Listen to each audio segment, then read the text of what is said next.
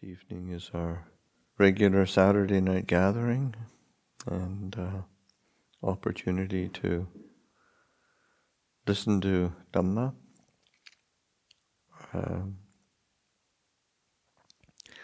This evening I thought I would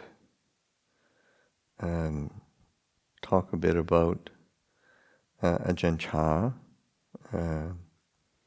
because tomorrow I've got a day-long Spirit Rock, and the theme for the day-long is Ajahn Chah's teachings, and so it's been rolling through my mind for tomorrow, and I've done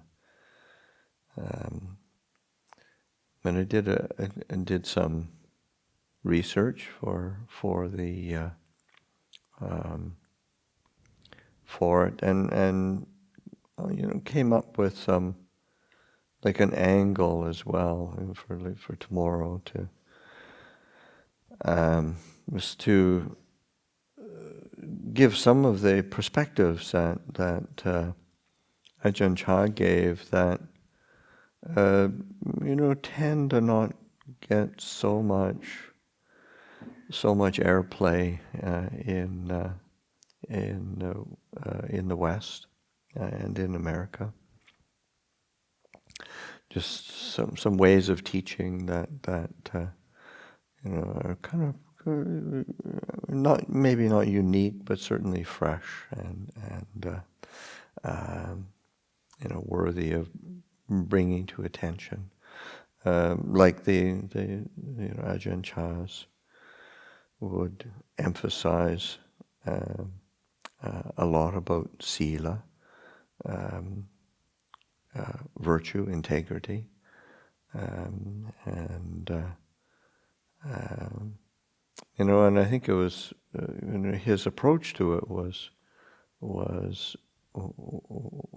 not, certainly not from a moralistic sense, but a sense that this is actually a practical way for human beings to live together, and so that there's and essential for laying a foundation of kind of a brightness in the heart.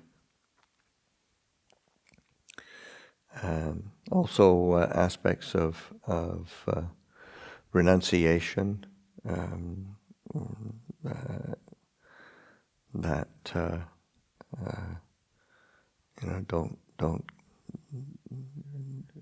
don't play so well when you're in a especially an American sense of the it's not good advertising for your billboard on what are you going to give up? What are you going to relinquish?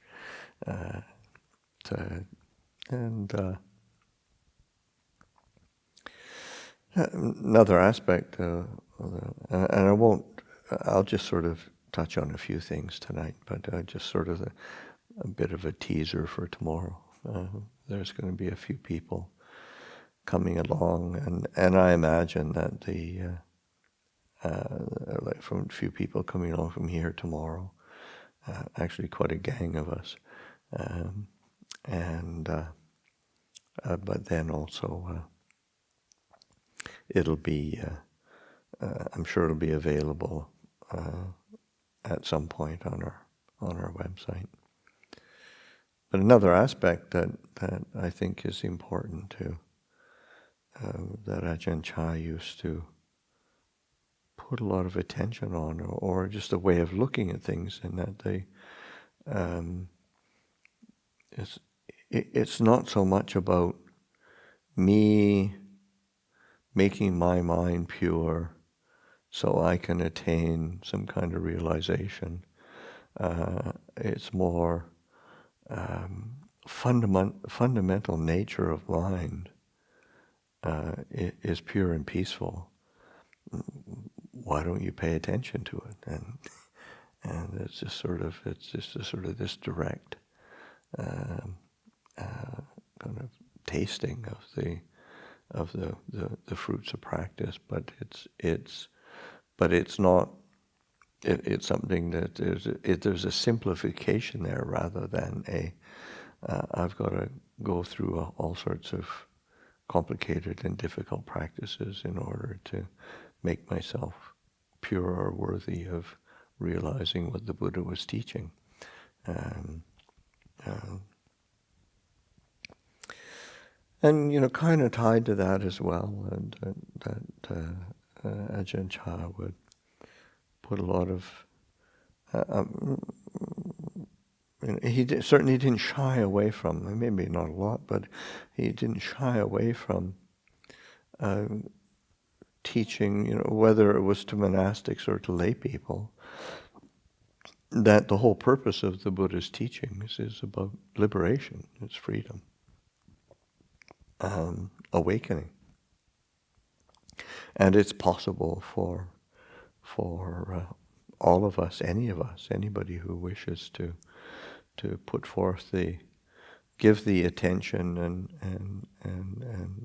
time and effort to develop this path, can realize the fruits of this teaching. And it's not far away from any of us, and certainly the Buddha himself taught like that. And the Buddha.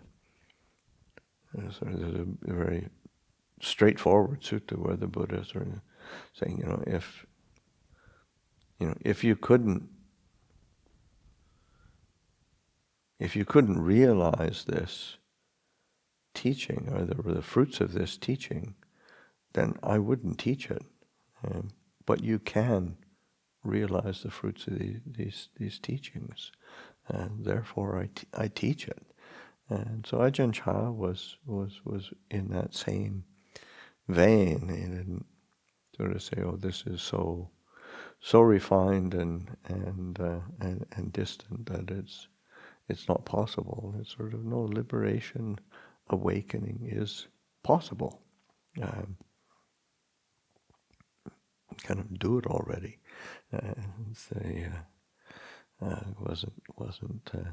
He didn't shy away from encouraging people to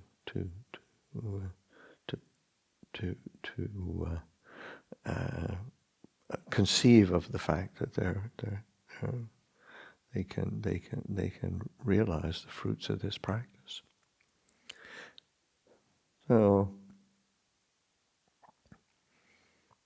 one of the when Ajahn Chah made one trip to North America, and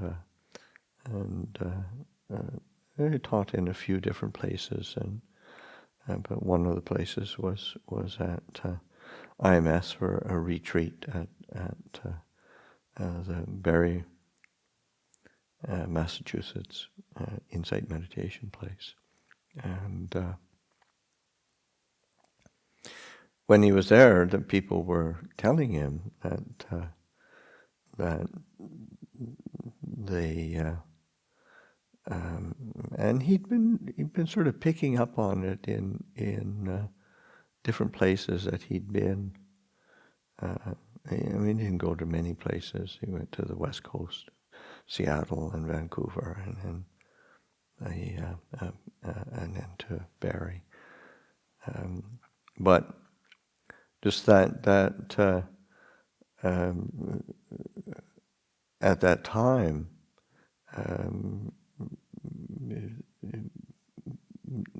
people weren't really giving much attention to the teachings on sila, or on virtue, integrity, precepts, and that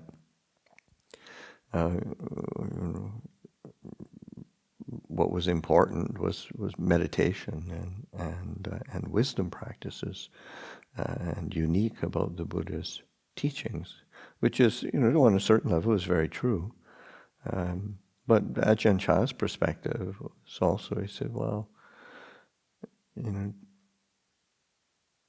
teaching Buddhism without the emphasis on sila, virtue and integrity, is like sending people out onto the open sea in a leaky boat. And this is not a good. It's not a good plan.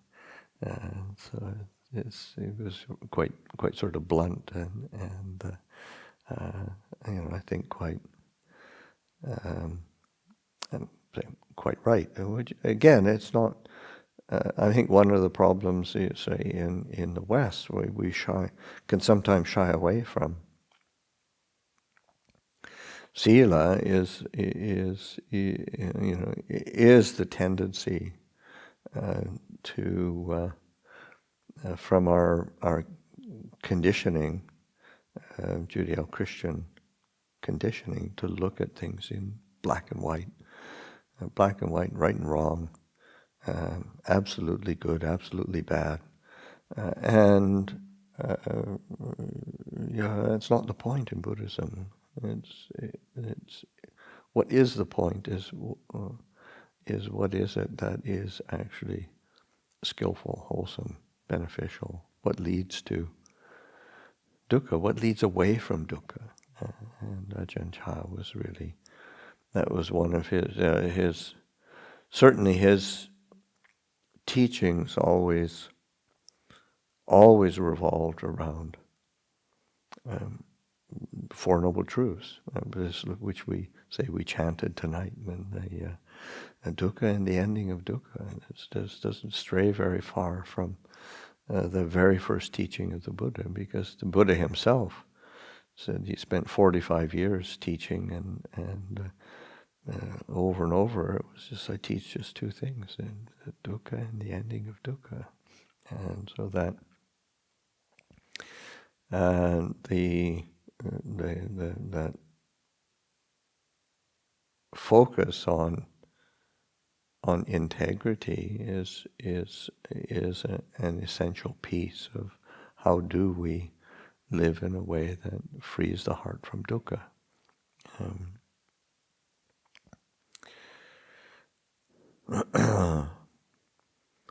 Another aspect of Ajahn Chah's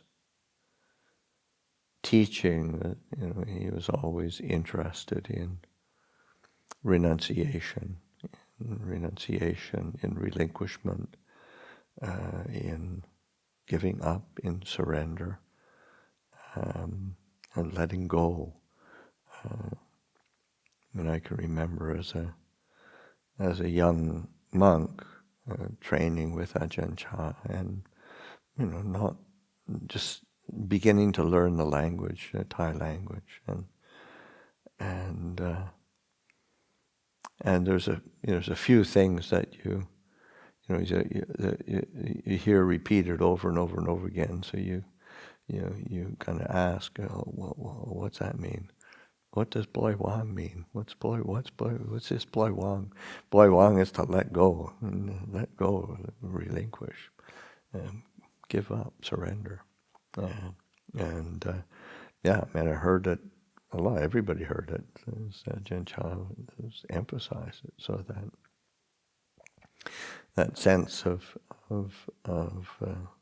and of course he came at it from all sorts of different angles, because he was such a skilled teacher, and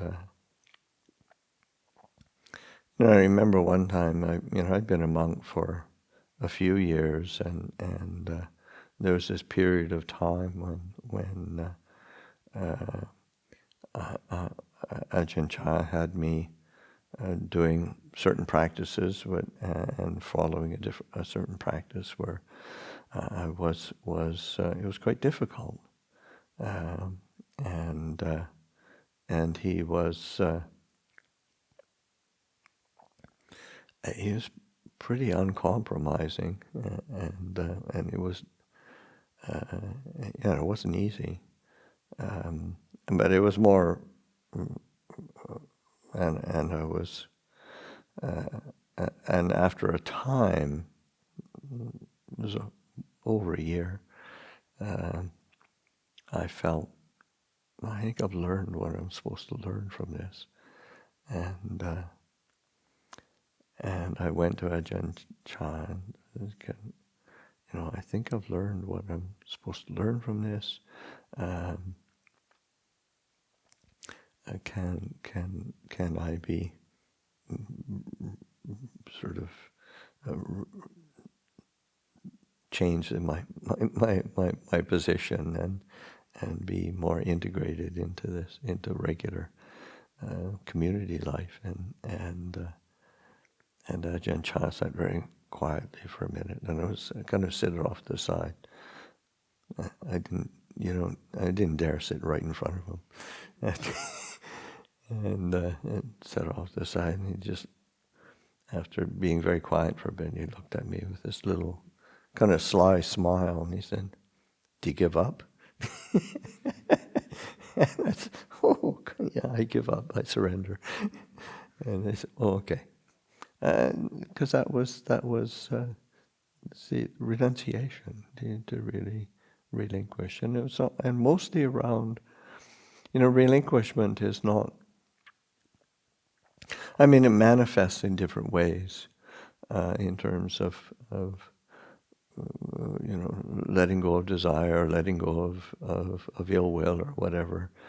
But the essence of relinquishment is the relinquishing of self-cherishing, and because if we're not ready to relinquish that sense of identity and identification with me and mine, then, well, our defilements and attachments are very quite happy and comfortable, actually.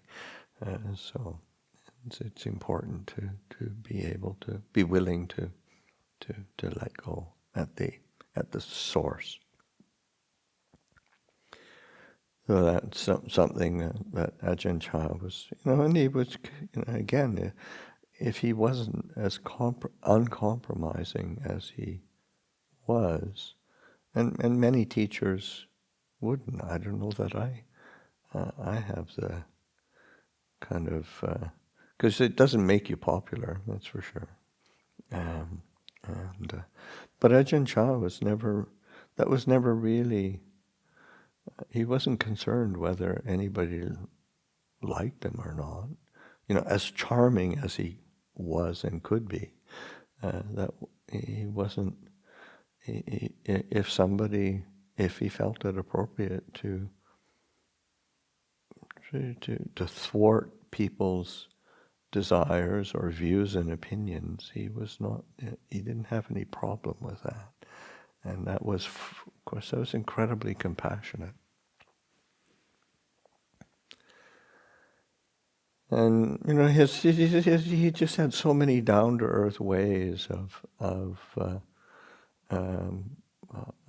teaching and pointing out the fundamentals of the Buddhist teachings. And of course, one of the themes that he always pursued was the importance of right view. That the in order to really experience the fruits of the Buddhist path, one has to establish oneself in right view, right understanding, and that is to be. That's not so much as an intellectual right view, but a kind of a much deeper aspect of our being, and it comes. One of the teachings he said, he said, because he was quite honest. He said, for myself, I spent a lot of time practicing, trying to find the perfect place to practice in, the perfect teacher to live with, the perfect community companions in the holy life in order for me to not suffer. And he said, and that's really wrong view. You've got to be able to establish this fundamental right view within yourself so that you can learn to be content within yourself wherever you are. And he loved to repeat the sutta story that the Buddha gave of the mangy jackal that would, the Buddha, so you see that mangy jackal over there? It goes from that bush and it's not happy, so it runs over to that tree, and it runs over to that little hole in the ground. He keeps trying to find the perfect place, but and trying to be comfortable all the time. But it's never going to be happy wherever it is, because he's carrying the problem with him. It's his it's that jackal's mange. And he said, so it's like we ourselves, we go around with our greed, hatred, delusion, our views and opinions, and we create. We're not happy wherever we go. We're not content wherever we go. We keep looking, get dissatisfied here and go over there. We get dissatisfied there and go over to the next place, and we're never really settled. Or he would. We were one time the same kind of theme, but he was criticizing a particular monk or making fun of a particular monk, and he was a Western monk who was particularly restless, and he said, "Yeah," he says, just any sort of the same kind of teaching. Yeah, it's just like this monk Aranyapal.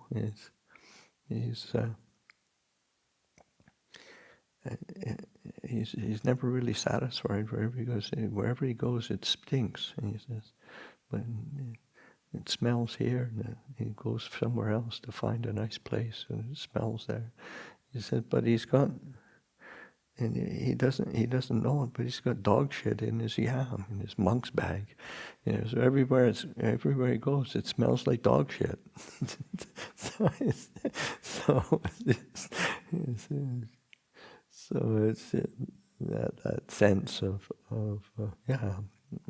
we carry it with us. So it's time we got to clean up our own act, and it's within our power to do that. And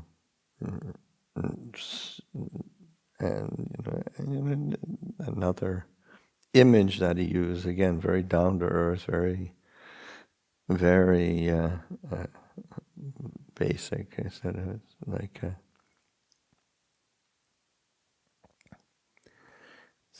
just this kind of again, that kind of desire and misunderstanding, wrong views that we have. We get.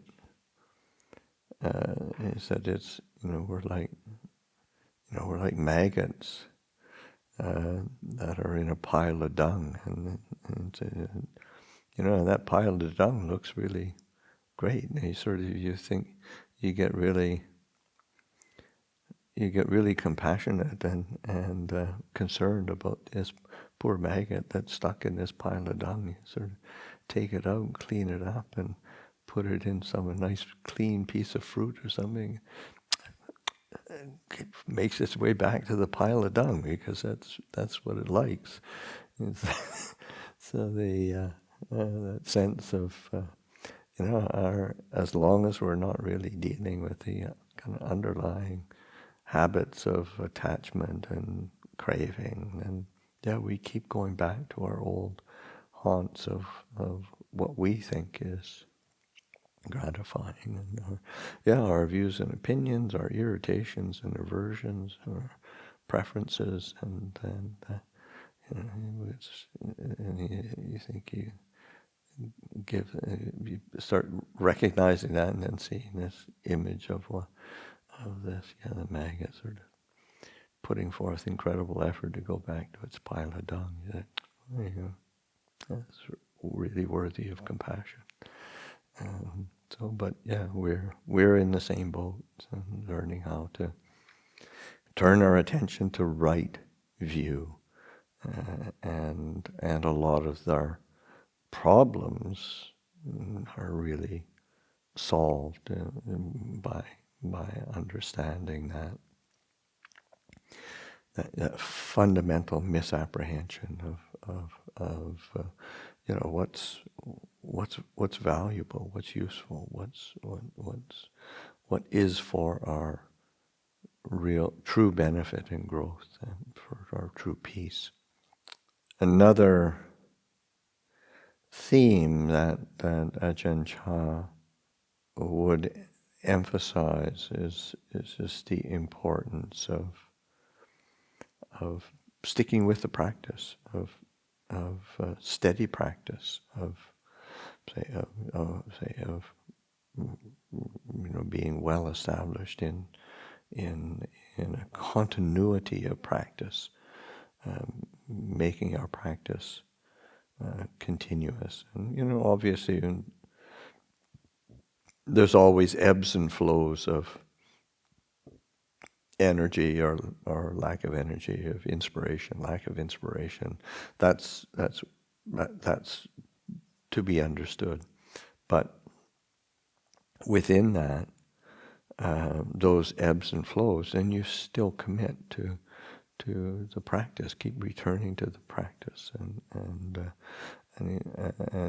same again. It's from an image from the suttas, but Ajahn Chah used to teach it over and over and over again. Is the of a log being placed in a river, and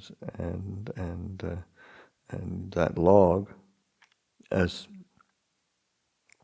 long as it doesn't get caught or stuck on the left bank of the river or the right bank of the river, and doesn't get caught on some sort of sandbank in the middle, then that will go out. That log will float out and drift along to the sea. And it's in the same way for us as practitioners.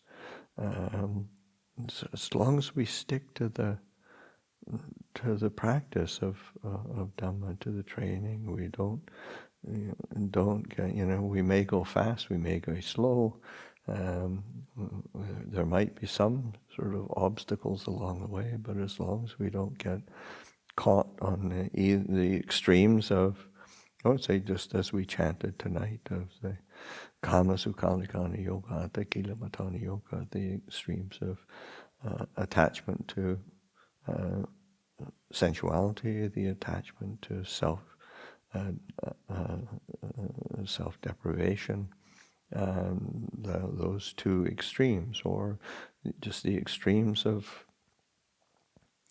pleasure and pain, the extremes of liking and disliking, the extremes of wanting and not wanting, those opposites. As long as we don't get stuck on those extremes and don't get caught, say somewhere, ground ourselves in a sandbank somewhere, and just like the 5 hindrances of sensual desire, ill will, sloth and torpor, restlessness and worry, skeptical doubt, that aspect of the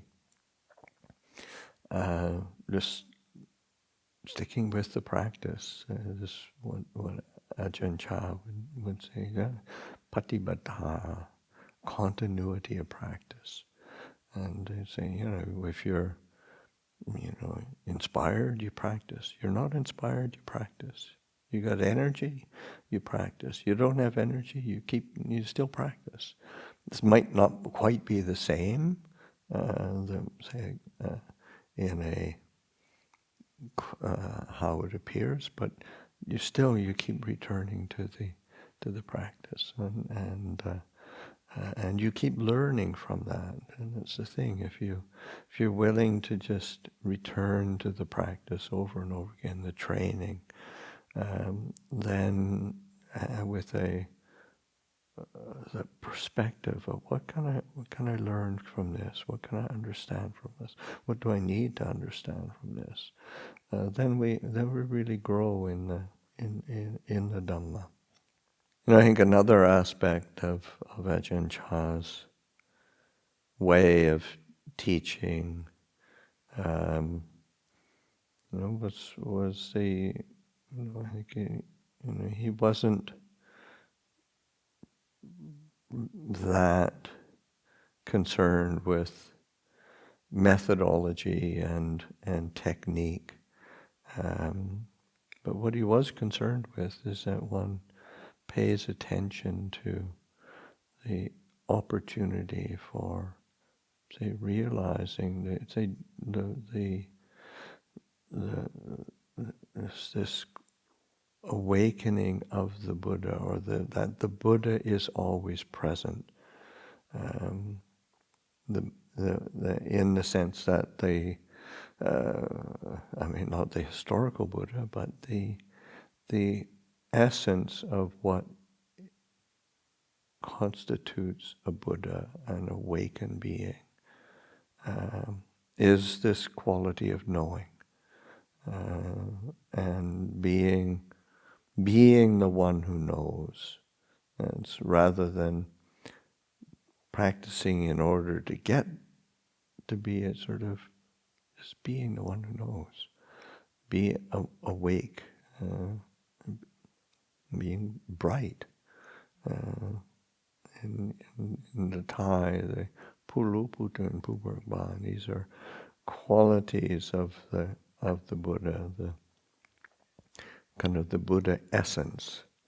And so and Ajahn Chah, this is always available and accessible to us, and to be able to give ourselves to that,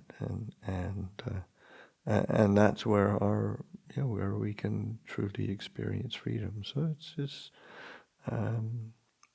this is a here and now teaching. This is a teaching that we can realize each person for themselves, and that's it's an incredible gift, a gift to ourselves, but it's in terms of the human condition.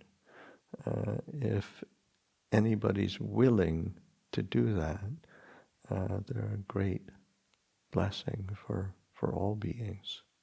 So anyway, this evening, I think of just a few things to say. I'll offer that for reflection.